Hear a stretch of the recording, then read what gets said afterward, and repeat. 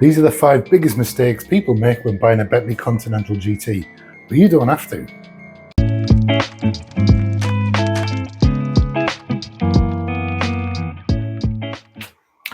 At number 1 is the need for a PPI, that's a pre-purchase inspection. This will be carried out by either a Bentley dealer or a Bentley specialist, and its aims are to find out exactly what that car needs to be in tip-top condition. Now obviously with older cars this is going to come up with a few problems, and you should expect this, but if there's anything really serious it means you can take it to the seller and negotiate a better deal. If the seller isn't keen on letting the car go out of his site for a PPI, then that's a red flag. Either they just can't be bothered to deal with you, or there's something to hide and they don't want that to come up. And nothing to hide. If you're a seller, a PPI could actually take out an awful lot of the questions that people who are thinking about getting a Bentley will naturally have, and a lot of concerns about the condition and quality and how reliable it's going to be. Nobody's got a magic ball, a crystal ball that can tell them exactly what's going to go wrong with the car, but you can see what's wrong with it at the time. An inspector will go through the car thoroughly, checking all of its systems and mechanically underneath to make sure there are no current problems. More than that, they will diagnose any problems on the vehicle using a system, something like VCDS, which is what I use personally, to interrogate the modules on the car. And the modules will grass you up if there's something wrong, even if you've taped over the engine warning light on the dash. Oh, behave! So a PPI is pretty much essential before you do anything else. But you're probably right in thinking, well, that's a big expense to go to if it's a car that I'm not sure I want. Well, the key thing there is knowing exactly what you want. So when you've created your short list of cars, then you start talking to people about getting them inspected. It's as simple as that. And if you don't buy a car because of a PPI, it's been worth its money. Some of the problems on these vehicles can be extremely expensive. If you had an ordinary car and it needed a new suspension strut on the front, you might be thinking a £200-300 bill, but on a Bentley it's more like £2,000 if you take it to Bentley to have it done. The struts themselves are not cheap. You can get aftermarket ones, but there's mixed reviews about how good they are. There are many other problems with a Bentley that you could experience. There are things like water ingress through the seals and the scuttles and the drain channels. I've made videos about all of these things if you want to pop over and have a look and be better informed. But because there's so much electronics going on inside the car and so many modules, water ingress is a seriously bad idea. Other problems include mundane things like sagging headliners, window delamination around the edge, normal things like curb rash on your wheels. But generally, by and large, these cars are very well built, and obviously being such a big engine, if you get W12, very, very difficult to imagine anyone with cojones big enough to drive it like it could be driven and cause damage that way. Off to my little friend! A PPI will also look for body damage. Anything that's not been declared to you doesn't necessarily mean you should rule the car out, but it's good to know exactly what's been done, who's done it, and why. It could be that the car's had serious accident damage, and it could be that you're in for some rusty patches later on during your ownership. PPI is probably one of the best warranties that you can choose in that respect. At number 2, a common mistake a lot of people make is thinking that low mileage and few owners equates to a more reliable car.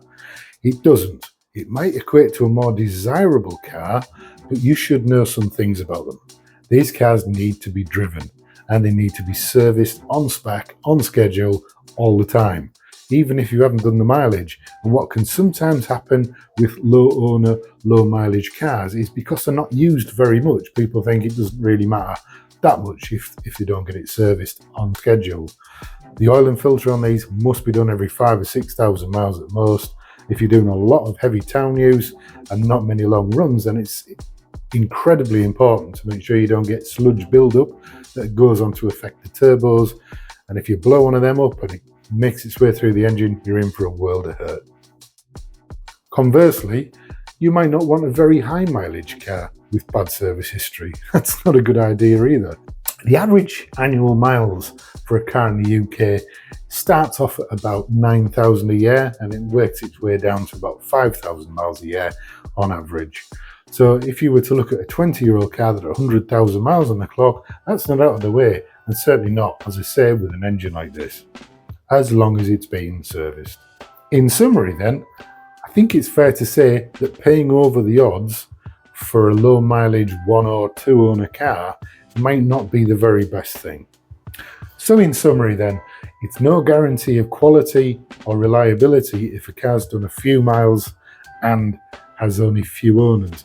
If you were to get a car that's had 6, 7, 8 owners, then that's 6, 7, 8 times it's been through the workshop, it's been meticulously checked over, it's been prepared for sale, people have haggled about getting things replaced or repaired, it's probably had any paintwork correction that it's needed, and it's been polished up and in a showroom. And then think about what it's like when you buy a car. The first year is like the honeymoon period. You polish it every week, you look after it, you lavish it with attention, then maybe it wanes off a little bit after 18 months to 2 years. So in some ways, having a bigger turnover in ownership isn't unusual with a toy car like the Bentley Continental GT, and it's also not necessarily a bad thing. At 3, this is a mistake I made personally, and it's come at my cost. I didn't have anywhere to park the vehicle off the road when I bought it. I don't have a garage. I find it difficult to keep it charged. These need to be on trickle charges all the time. Now I use a solar panel and there's a video about that here if you're interested, and that keeps it charged up, but the weight of load on the alarm system and being aware, and every time you walk past it, it wakes up. This is going to be costly on your battery. These have 2 batteries, have a main system battery and they have a starter motor battery, and it's quite a complicated system. But if either of them starts to go low, go flat, you get all sorts of weird and wonderful problems coming up on the dash. And you might think it's the end of days, but usually it's just that it needs a good charge or a good run. That said, if my car was to fail the MOT on emissions or something like that, and I couldn't afford, or I couldn't get the parts to fix it quickly, then I have nowhere else to put it. I really wish I had some off-road parking, and I'm hoping to get that sorted soon. But that's just a tip from me. I've lived with her on the road for 2 years, and it's been doable, but the pressure and the worry of this becoming a problem is something that I wouldn't wish on anybody else. At number 4, don't underestimate the cost of owning one of these cars. If they used to be 150, 160,000 pounds new, it stands to reason that the parts and the associated labour are still up there as if it was that much of an expensive car. And even though it's perhaps 10, 15, 20, 25,000 pounds now and a real snip, there are costs. You're going to be paying millionaire money if you decide to go to Bentley to have this fixed. If you're handy with the spanners and you look around, like for instance, my channel has 75 how-to videos on keeping the car on the road. If you're a skinflint or broke like me, then that's great. You will save a lot of it, but some of the parts themselves are ridiculously expensive.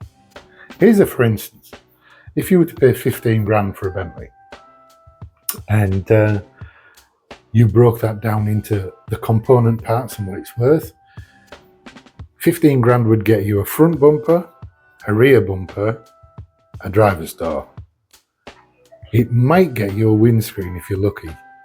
That's how serious it is. They are seriously expensive and the parts aren't that easy to come by. Some of them map across the Volkswagen and Audi, and that's brilliant, but not all.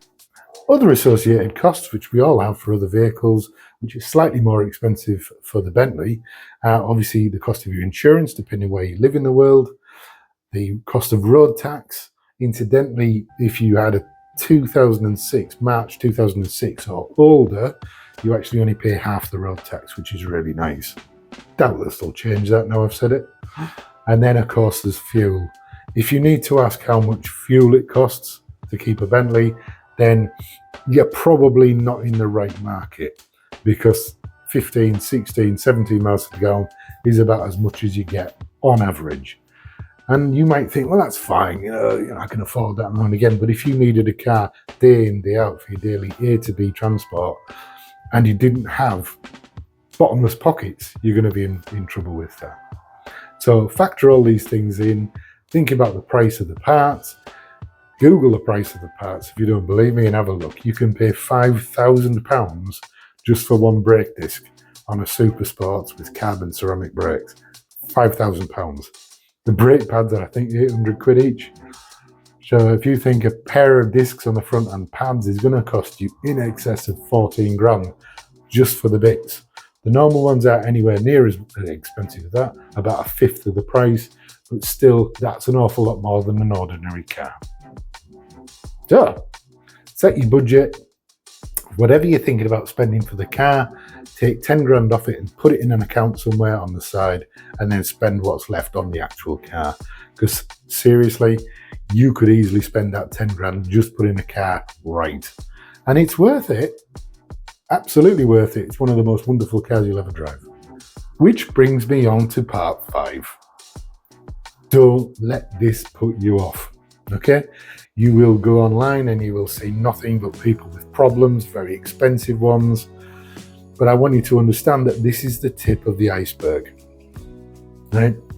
This is just when people are having problems. The majority of us will all admit that we're not going to go online every day and post, well, everything went well today, the car didn't break down and I really enjoyed myself. A few people will, but mostly you're like, well, that's not news, is it? You know, it's news when something terrible goes wrong and everybody has to rally around and try and help you. Incidentally, Facebook, there are several Facebook groups which I would recommend you join straight away and get a feeling for the community and for the kind of things that can go wrong. This video isn't long enough to tell you about everything, but it should also engender some goodwill on your part for what is actually a fantastic car.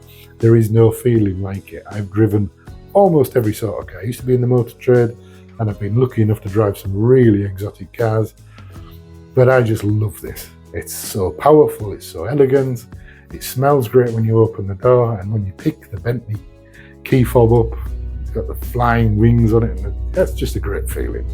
So jump aboard, do it right, follow the advice, get your budget, get your contingency, do your homework about what it is that you actually want, shortlist it, do a PPI, and then bear everything else in mind. And honestly, you're in for the ride of your life. I hope you go for it. Well, that's it from me this week. I hope this has been useful or informative. And if it has, then please drop me a like.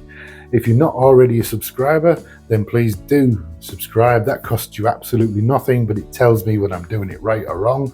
If I'm doing it wrong, pop it in the comments. Let me know how I can make these videos better.